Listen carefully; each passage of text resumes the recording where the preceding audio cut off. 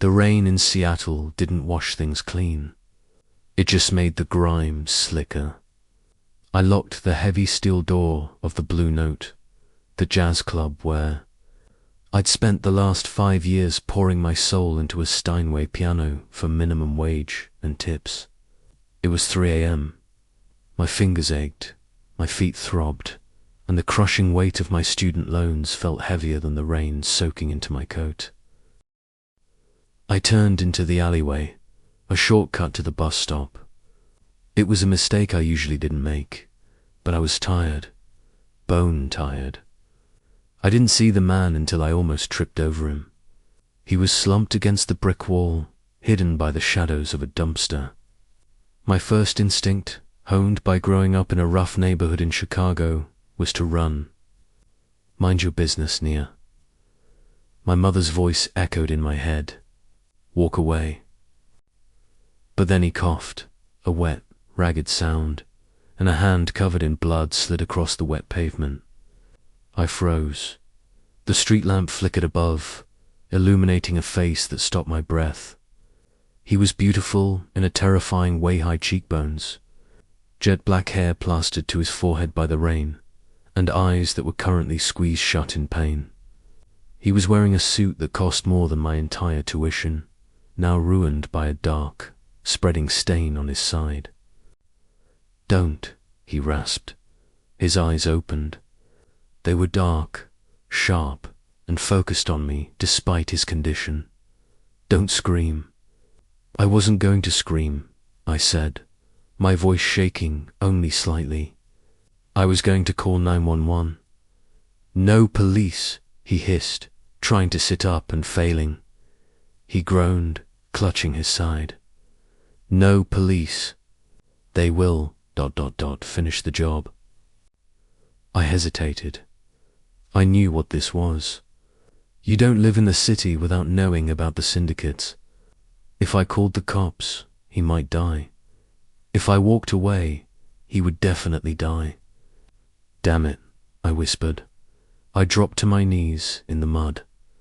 "I'm not calling the cops, but you're bleeding out. Can you walk?" He looked at me, really looked at me, seemingly confused by my presence. "You should run, woman." "My name is Nia," I snapped, pulling off my scarf. It was my favorite silk wrap, but I pressed it hard against the wound in his abdomen. He hissed through his teeth. "And if I run, you die in a pile of garbage. Now, stand up." I don't know how he managed it. He was heavy, built with dense muscle under that expensive wool. I practically dragged him 3 blocks to my tiny studio apartment. I didn't think about the blood on my carpet or the danger I was inviting in. I just saw a human being who needed help. I laid him on my couch. I grabbed my first aid kit, well stocked, because dancers and musicians are always getting hurt, and a bottle of vodka. "This is going to hurt," I warned him. He looked at me with a strange, intense curiosity. "Who are you?" "Just the pianist," I said, and poured the alcohol over the wound. He didn't scream. He didn't even flinch. He just stared at the ceiling and exhaled slowly. I stitched him up with trembling hands, grateful the knife wound wasn't deep enough to hit an organ. When I was done, I collapsed into the armchair opposite him, my hands covered in the blood of a stranger. "Kang Tae-hyun," he said into the silence of the room. "What?" "My name," he said, turning his head to look at me. The pain was still there, but his gaze was clear. "I am Kang Tae-hyun." "Nia Williams," I replied. "You should sleep, Mr. Kang Tae-hyun," he corrected softly. "You saved my life, Nia. I am in your debt." I laughed, a dry, nervous sound. "Just don't bleed on my rug anymore, and we're square." I fell asleep in the chair. When I woke up the next morning, he was gone. The only proof he'd ever been there was the blood-stained cushion and a stack of cash 10,000. dollars sitting on my coffee table, held down by a heavy gold lighter. I didn't see him for 2 weeks. I used the money to pay off the sharks who held my student loans and tried to forget the man with the eyes of a predator. Then the world shifted. I was playing a set at the Blue Note. It was a slow Tuesday. I was lost in a rendition of Stormy Weather, my eyes closed, letting the chords vibrate through me. When I finished, the applause was polite, scattered, except for one person. I opened my eyes. Sitting at the center table, the one usually reserved for VIPs, was Tae-hyun. He looked different. The blood and mud were gone, replaced by an immaculate charcoal 3-piece suit. He sat with a stillness that commanded the room. 2 large men in dark suits stood silently behind him. My heart hammered against my ribs. I finished my set and tried to retreat backstage, but the club manager, sweat beading on his forehead, intercepted me. "Nia, the gentleman at table 1 requests your company." "I don't do private tables, Jerry," I said, clutching my music sheets. "You do for him," Jerry whispered, his voice trembling. "That's the director of the Golden Dragon Group. He just bought the building, Nia. He bought the damn club 5 minutes ago." I stared at Jerry, then at Tae-hyun. He raised a glass of whiskey slightly in my direction. I walked over. I wasn't going to let him intimidate me, not after I'd seen him bleeding on my couch. "Mr. Kang," I said, standing by the table, enjoying the music. "Please, sit," he said. His voice was deep, smooth, carrying a faint accent that made the hairs on my arms stand up. "And I told you, call me Tae-hyun." I sat. The bodyguards tensed, but he waved a hand, and they stepped back. "You bought the club?" I accused him. "I did," he admitted, taking a sip of his drink. "The acoustics are excellent. The management was ... lacking, and the pianist needed a raise." I blinked. "Excuse me? You are talented, Nia. Too talented to be living in a place with a broken deadlock on the front door." My blood ran cold. "Have you been watching me? I protect what is mine," he said simply. "And since that night in the alley, I have decided that your safety is my responsibility." "I am not yours," I said, leaning forward, my voice low. "I saved you because it was the right thing to do. I didn't ask for a favor, and I certainly didn't ask to be owned." Tae-hyun smiled. It wasn't a nice smile. It was dangerous, terrifying, and incredibly attractive. "You misunderstand. In my world, a debt of life is not paid with money. It is paid with loyalty. You saved the dragon. The dragon now watches over you. I don't need a babysitter." "You do," he said, his smile fading into a grim line. "Because the men who put that knife in my side, they know someone helped me. They are looking for the woman in the red coat." I went still.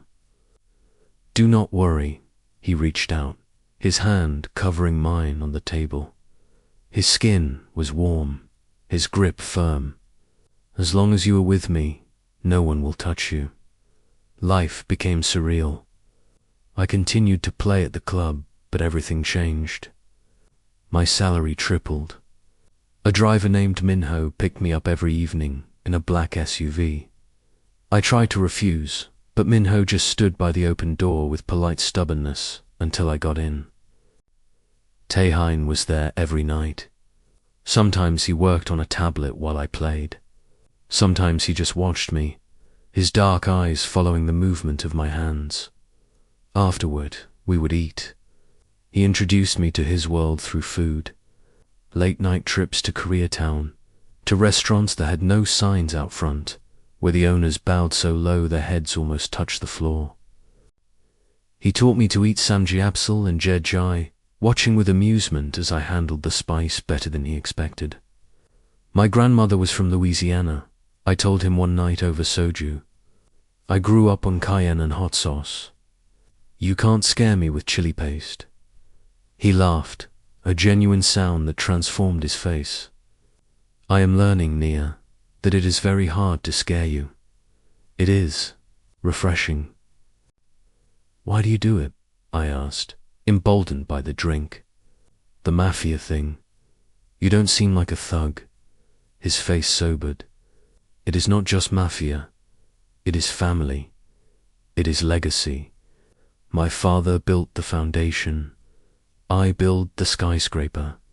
We operate in the shadows so others can walk in the light. But, he looked at his hands. Sometimes the shadows stain you. You're not stained, I said softly, without thinking. You're just lonely. He looked at me sharply. The air between us crackled, thick with tension. He leaned in, his face inches from mine. I could smell his Callan sandalwood and cold rain. Be careful, Nia, he whispered. You are seeing a man who does not exist. The man you see is an illusion. The real me would burn you. I've walked through fire before, I whispered back. He hesitated, his gaze dropping to my lips. Then he pulled back, buttoning his jacket. Come, Minho will take you home. The breaking point came 3 months later. I was leaving the grocery store on a Sunday afternoon. It was the one time I had insisted on going alone, slipping out the back of my apartment before Minho arrived. I needed to feel normal. I was walking to my car when a van screeched to a halt beside me. Before I could scream, a bag was thrown over my head, and strong hands dragged me inside. I fought.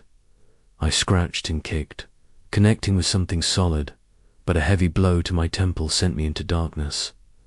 When I woke up, I was tied to a chair in what looked like an abandoned warehouse. My head throbbed. Standing in front of me were 3 men. One of them, a man with a jagged scar running down his neck, grinned. So, he said, this is Tae-hyun's pet. I'm nobody's pet, I spat, though my voice trembled. He cares about you, the man laughed, circling me. He has guards watching your apartment. He bought a club for you. The great Kang Tae-hyun, weak for a foreigner. He pulled out a phone. Let's see how much he cares. He dialed a number and put it on speaker. Speak. Tae-hyun's voice was ice cold. We have the girl, Kang. There was a silence on the other end so profound it felt like the air pressure in the room dropped. If you touch a hair on her head, Tae-hyun said, his voice terrifyingly calm, I will kill everyone you have ever known. I will burn your family names from history. Tough talk. Bring 5 million to the docks. Peer for 1 hour. Alone, or the girl dies. The line went dead. The man slapped me. Looks like you're worth something after all. The next hour was an eternity of fear. I prayed. I thought about my mum. I thought about Tae-hyun, the way he looked at me when I played the piano, the way he shielded me from the rain. Then the lights went out. It wasn't a flicker. The entire warehouse plunged into pitch blackness. What the? The leader shouted. The sound of breaking glass echoed from the skylights. Shadows dropped from the ceiling. Ropes, men rappelling down with silent, deadly grace. Gunfire erupted, brief and suppressed. Foot. 2 of my captors fell before they even raised their weapons. The leader grabbed me, hauling me up, pressing a gun to my temple. Back off. He screamed into the dark. I'll kill her. A figure stepped out of the shadows. It was Tae-hyun.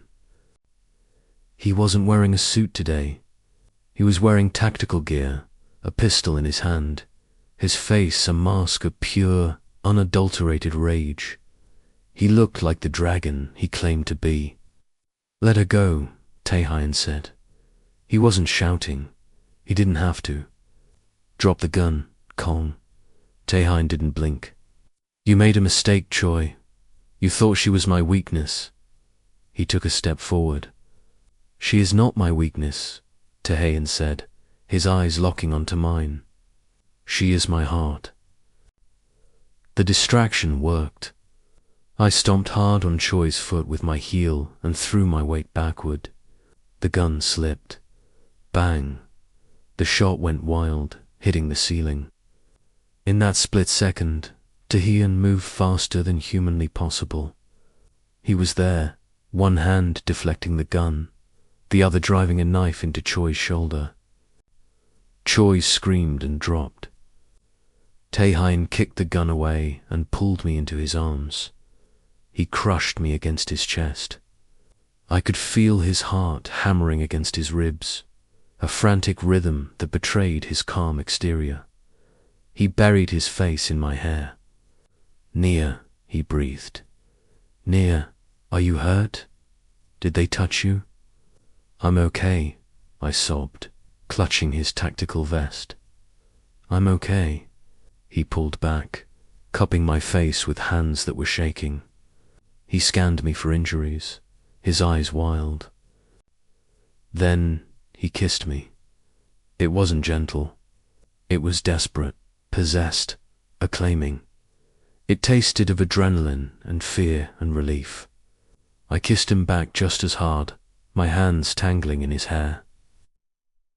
When we broke apart, the warehouse was secured. Minho and a dozen other men were there, dealing with the aftermath.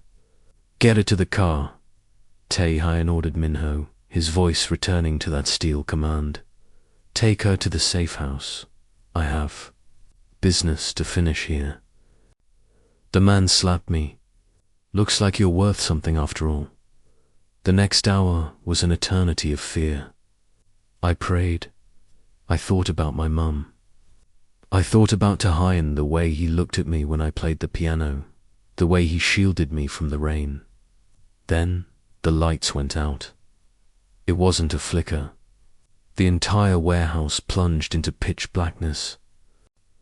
I grabbed Tae-hyun's arm. "You're coming with me.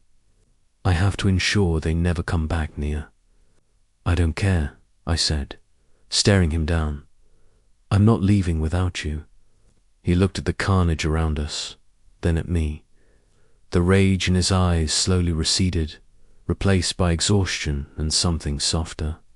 He nodded. We went to a penthouse I'd never seen before. It overlooked the Seattle skyline, a glass fortress in the sky. I took a shower, washing the grime and fear away. When I came out, wrapped in a silk robe he had provided, Tae-hyun was standing on the balcony, looking out at the city. I walked up behind him and wrapped my arms around his waist. He tensed, then relaxed, covering my hands with his. "I cannot let you go back to your apartment," he said quietly. "It is not safe. I know. You should leave Seattle. I can set you up in Paris or London. You could play anywhere. I will fund it." I rested my cheek against his back. "Is that what you want? To send me away?" He turned around in my arms. His eyes were tortured. "I want to keep you here. I want to wake up every day and hear you play. I want to burn the world down if anyone looks at you wrong. But I am a dangerous man, Nia. Being with me, ... It means looking over your shoulder, always." I looked up at him. I saw the scars on his soul, the weight of his family's legacy. But I also saw the man who sat in the rain bleeding because he didn't want to die alone. I saw the man who learned to eat gumbo and listened to jazz as if it was scripture. "I've been looking over my shoulder my whole life, Tae-hyun," I said, reaching up to touch his jaw. "Being a black woman in this world, I learned to be tough a long time ago. I don't need a white knight. And I don't need a safe life in Paris. "What do you need?" he asked, his voice rough. "I need the man who sees me," I said. "The man who thinks I'm worth burning the world for." He closed his eyes, leaning his forehead against mine. You are worth everything." He kissed me again, slow and deep, a promise sealed in the moonlight. Epilogue. 1 year later, the Blue Note was packed. The air was thick with the scent of perfume and expensive cognac. I sat at the Steinway, my fingers dancing over the keys, playing a jazz arrangement of a Korean folk song Tae-hyun had hummed to me once. I looked out at the crowd. At the center table, Kang Tae-hyun sat. He was talking to a city councilman, looking every bit the intimidating director of the Golden Dragon Group. But as I hit the final chord, he stopped talking. He looked up. Across the crowded room, his eyes met mine. The corner of his mouth quirked up in a smile that was reserved only for me. I stood up to the applause, bowing. As I walked off stage, I didn't go to the dressing room. I went to table 1. The councilman looked nervous as I approached, but Tae-hyun just stood up and pulled out the chair next to him. He took my hand, kissing the knuckles, right over the diamond ring that glittered on my finger. "Beautiful set, Jagier," he murmured. "I played it for you," I smiled. He squeezed my hand. The bodyguard, Minho, gave me a respectful nod from the corner. The world outside was still dangerous. There were still rivals and business deals and shadows. But in here, in the light, we were untouchable. I was the music, he was the dragon. And together, we made our own harmony.